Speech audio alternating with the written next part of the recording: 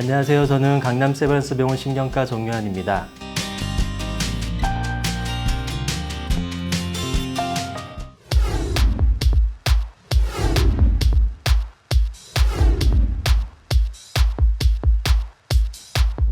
이번 시간에는 뇌졸중 예방과 관련된 음식에 관한 말씀을 나누고자 합니다.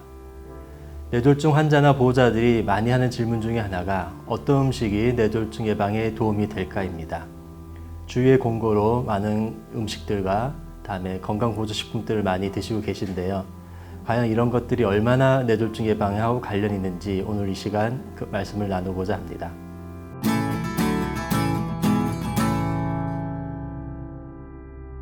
음식이 뇌졸중 예방에 어느 정도 도움은 될 수 있지만 직접적인 충분한 근거가 있는 것은 아닙니다. 음식은 여러 가지 성분으로 구성된 거이기 때문에 어느 음식이 특정 음식에 비해서 월등히 좋다고 말하기 어렵습니다. 사실 음식은 우리의 생명을 유지하기 위한 기본적인 요소이지 적극적인 치료제는 아닌 것입니다. 그럼 음식이 뇌졸중에는 영향을 주지 않는 것일까요? 그렇지는 않습니다. 뇌졸중은 여러 가지 위험 요인을 관리하는 것부터 예방이 시작됩니다. 예를 들면 고혈압이라든지 고혈당, 고지혈증, 체중 이런 것들이 요인을 주는데 우리 음식들이 다 여기에 직간접적으로 영향을 미치고 있습니다. 그래서 오늘 이 시간 이 고지혈증, 고혈압, 그리고 비만, 체중 조절 관련된 음식 이야기를 나누고자 합니다.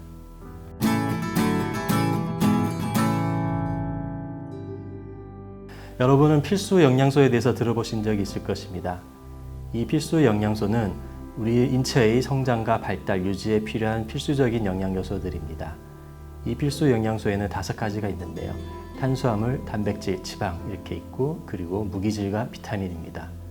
탄수화물과 지방과 단백질은 우리 몸 활동하는 데 필요한 에너지를 만드는 데 쓰이고 있고 무기질과 비타민은 우리 몸의 여러 가지 대사에 양념과 같은 역할을 하고 있습니다. 이들이 부족할 경우 우리 몸의 대사 과정에서 여러 가지 문제가 발생하게 되는 것입니다. 오늘 이 시간에는 음식 자체에 관한 이야기보다는 이런 영양소가 포함된 여러 음식에 대해서 초점을 맞춰서 대화를 진행해 보도록 하겠습니다.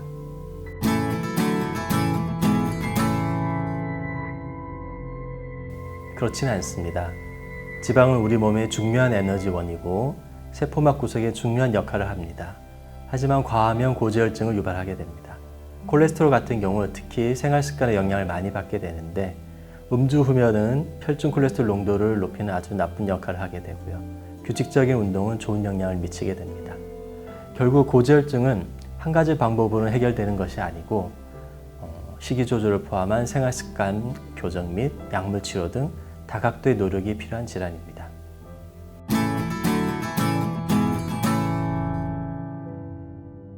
건강식단 하면 상당히 많은 분들이 고기를 완전히 배제한 채식 위주의 식단을 머릿속에 떠올립니다. 실제로 현대인의 성인병의 원인은 지나친 지방을 포함하고 있는 고기 섭취로 발생한 것은 사실입니다. 하지만 단백질은 신체 조직의 성장과 유지에 매우 중요합니다. 고기를 전혀 먹지 않는 분이 있는데 이는 매우 잘못된 식습관입니다.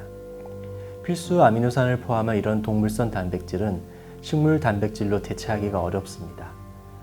지나친 제한적인 단백질 섭취는 우리 몸의 근육량을 감소시키게 되고 이로 인해서 근무력이 오게 되고 운동에 지장을 주게 됩니다. 또한 당뇨 환자에 있어서도 적당량의 단백질과 근육은 당 조절에 있어서 매우 중요한 역할을 하고 있습니다. 다만 고기를 드실 때 지방의 섭취를 줄이기 위해서 살코기 부위를 선택해서 드시는 것은 좋은 요령이라 할 수 있겠습니다. 혹은 불포화 지방산이 많이 포함된 생선을 드시면 일석이조의 효과를 거두실 수 있습니다. 단백질 하루 권장 섭취량은 우리 필수 영양소의 약 20%에서 30% 정도입니다. 다만 회식이나 외식에서 한 번에 많은 양의 고기를 섭취하는 것은 매우 좋지 않기 때문에 이런 것에 대한 대비가 필요하다고 하겠습니다. 따라서 매일매일 적당량의 단백질 섭취는 중요하다고 하겠습니다.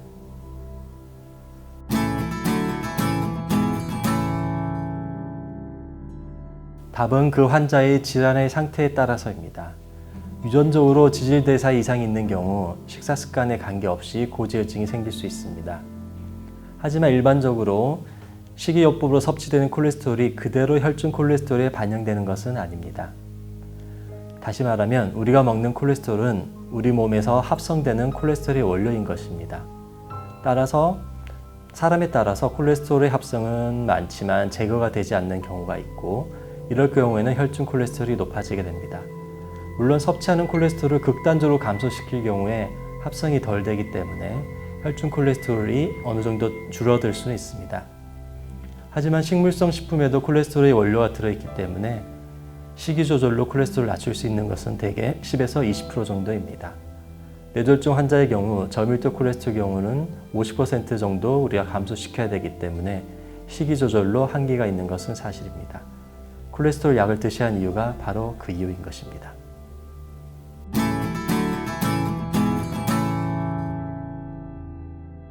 고지혈증을 위한 식사로는 지방의 양을 줄여 드셔야 하지만 아예 안 먹을 필요는 없습니다. 양만큼 중요한 것이 지방의 종류입니다. 포화지방은 고지혈증의 최대의 적입니다. 가능한 안 드시는 것이 좋고요. 포화지방이 많은 식품은 육류에 붙어 있는 기름들, 유제품의 버터, 치즈, 생크림, 그리고 육가공품인 베이컨, 햄, 소시지, 그리고 기름기 많은 제과류의 케이크, 파이, 도넛, 쿠키, 페스츄리 등이 있습니다. 불포화지방, 다들 아시지만 좋은 콜레스테롤인 HDL 콜레스테롤을 올려주고 혈중 콜레스테롤과 중성지방을 낮출 수 있기 때문에 좋은 지방이죠. 하지만 이것도 총 지방 섭취량을 초과하지 않는 범위에서 섭취를 하셔야 됩니다. 불포화지방이 많은 식품은 올리브 기름이나 들깨기름이나 등푸른 생선, 견과류 등이 있습니다. 트랜스 지방은 가능한 드시지 않는 것이 좋습니다. 마가린이나 쇼트닝에 많이 들어 있습니다. 구매하는 음식 포장에 이런 것들에 대한 정보가 있기 때문에 지금부터라도 관심을 가지고 음식을 선택할 때 참고하시면 좋겠습니다.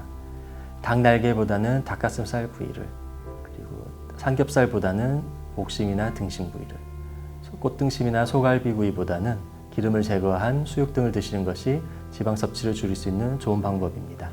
다음으로는 체중 조절과 관련된 음식 이야기로 넘어가 보겠습니다.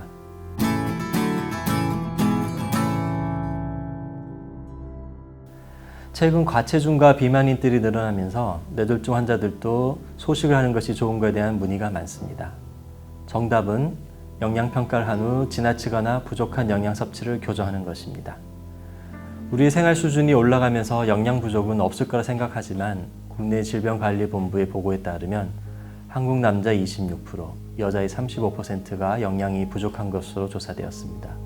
또 남자 22%, 여자의 15%는 영양 과잉인 것으로 나타나 영양 불균형인 국민이 의외로 높은 것을 알 수 있습니다. 특히 뇌졸중을 경험한 환자의 경우에는 고령의 환자가 많고 삼키는 기능이 떨어져 있을 확률이 높으며 또 혼자 사시는 분들도 계시기 때문에 균형 잡힌 영양을 섭취하기에 어려움이 있을 수 있습니다. 따라서 무조건 소식이 아니라 정확한 영양 평가를 한 후 적절한 양의 음식을 섭취하는 것이 중요합니다. 영양 섭취가 부족한 환자들은 개별화된 영양 상담을 받는 것이 좋습니다. 자문이 힘들다면 한국영양학회나 대한영양사협회를 이용하여 홈페이지를 이용하여 영양과 식단에 대한 정확한 정보를 얻을 수 있습니다.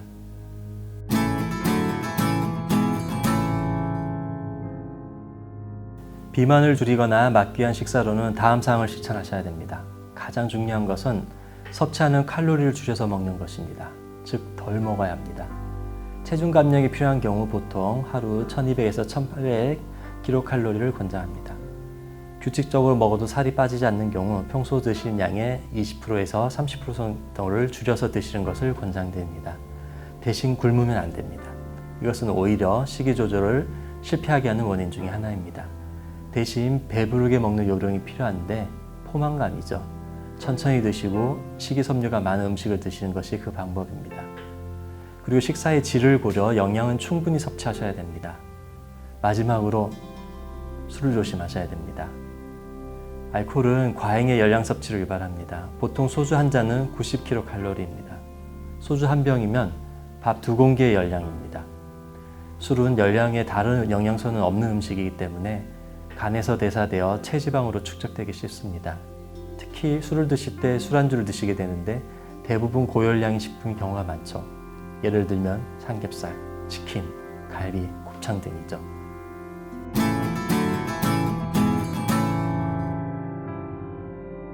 뇌졸중과 커피 등의 기호식품과의 연관성에 대해서는 충분한 근거는 아직까지 없습니다. 다만 커피, 녹차, 콜라 등이 함유된 카페인은 하루 섭취 기준이 정해져 있는데 이를 지키지 않고 지나치게 먹게 될 경우 우리 몸에 또 하나의 스트레스 요인으로 작용하여 이와 관련된 여러 호르몬들이 과다 분비를 불러 심장에도 무리를 줄 수 있고 여러 질병을 발생시킬 수도 있습니다. 특히 수면에도 방해가 될 수 있고요. 커피에 들어있는 액상과당이나 설탕도 칼로리 이외에 다른 영양소는 전혀 들어있지 않으므로 다량의 섭취는 당뇨병 환자에서는 혈당 조절을 어렵게 하고 정상인에게서는 비만을 야기할 수 있습니다. 커피에 들어가는 크림도 지방이 많이 함유되어 있을 가능성이 높습니다. 매운 음식과 뇌졸중의 관계도 잘 알려져 있지는 않지만 다량의 맵고 자극적인 음식은 위장관 질환을 야기시킬 수 있고 이로 인해 약물 투약이 어려워질 수도 있기 때문에 조심하셔야 됩니다. 마지막으로 고혈압과 관련된 음식 이야기를 해보도록 하겠습니다.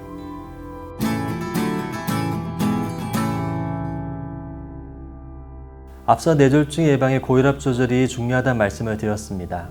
그러면 고혈압을 위한 식사는 무엇이 중요할까요? 첫째, 체중에 맞는 칼로리 섭취. 둘째, 염분을 줄여서 먹기. 셋째, 칼슘, 칼륨, 마그네슘이 있는 식품을 적절히 섭취하는 것입니다.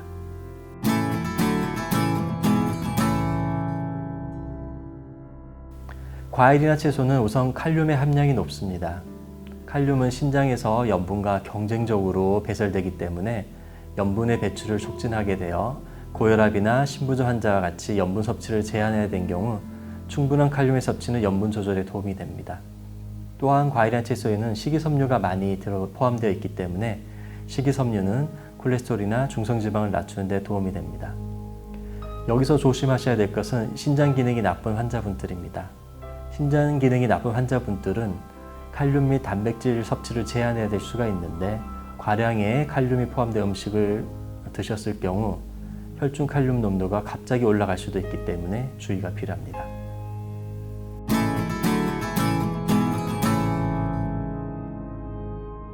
짠 음식은 혈압에 나쁜 영향을 미칩니다. 소금 섭취량을 줄이면 고혈압 발생 자체도 줄일 수 있습니다. 나트륨 섭취는 하루 2g, 소금으로 환산해서는 5g입니다. 이하로 줄이는 것이 권고됩니다. 특히 고혈압 환자라면 하루 섭취 나트륨을 1.5 미만으로 섭취하는 것이 혈압 조절에 도움이 됩니다. 세계보건기구 WHO는 일반인의 하루 소금 섭취량을 5g, 나트륨으로 환산했을 때 2g이죠. 미만으로 권장하고 있습니다. 그런데 우리나라에서는 평균적으로 15에서 25g 정도를 소금을 섭취하는 것으로 알려져 있습니다. 따라서 평상시에 섭취하는 소금량의 3분의 1을 줄이시는 것이 좋습니다. 한 예로 라면을 하나 드시게 되면 수프와 국물을 다 드셨을 경우 평균 5g의 소금을 섭취하게 됩니다. 여기에 김치까지 드시게 되는 거죠. 이 소금의 양을 티스푼으로 따지면 티스푼 하나의 소금 분량이 나옵니다. 우리가 먹는 찌개나 국에도 소금이 많이 들어가 있기 때문에 가능한 국물을 적게 드시고 건더기 위주로 드시는 게 좋습니다. 그리고 지나치게 짠 음식, 젓갈류나 장아찌, 김치 등의 섭취는 줄이시고 식사를 하실 때 간장이나 소금을 추가로 사용하는 것을 자제하시는 게 좋습니다. 그리고 조리 시에도 간장, 된장, 고추장 이런 장류의 사용을 줄이는 것이 좋습니다. 그리고 짠 찌개보다는 심심한 국으로 드시는 것이 염분 섭취를 줄이는 데 도움이 됩니다.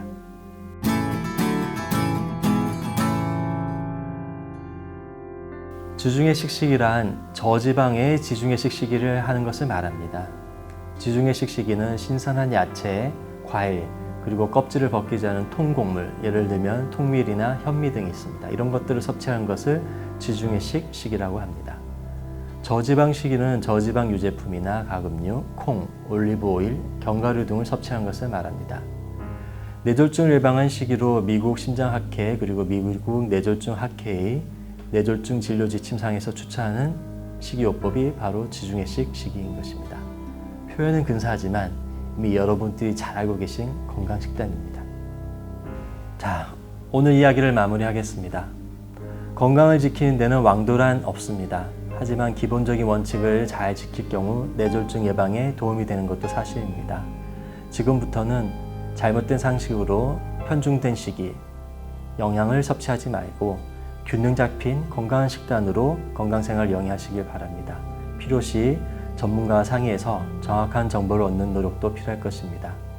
뇌졸중에 좋은 식사는 결국 우리가 알고 있는 건강 식단입니다. 어렵게 생각하지 마시고 내 식단의 작은 것부터 하나씩 점검하시고 건강 습관으로 바꿔가는 노력을 조금씩 실천해 보시길 바랍니다. 여러분의 건강을 기원합니다. 감사합니다.